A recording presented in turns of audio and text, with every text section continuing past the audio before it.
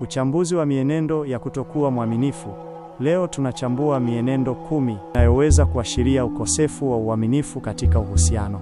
Uchambuzi huu unalenga kukusaidia kutambua mabadiliko ya tabia kwa mtazamo wa kimantiki.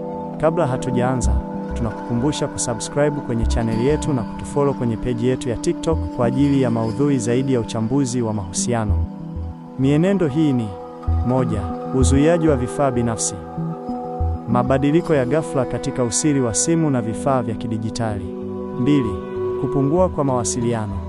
Kupungua kwa jitihada za kudumisha ukaribu wa kawaida. 3. Mabadiliko yasiyo na maelezo.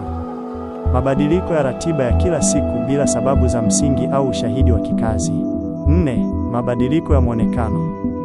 Jitihada mpya za kujijali mwonekano ambazo hazikuwepo awali. 5. Tabia ya kujihami. Majibu ya haraka ya kukasirika pale maswali ya kawaida yanapoulizwa. 6. Kuepuka mipango ya muda mrefu. Kupunguza mijadala inayohusu mustakabali wa pamoja. 7.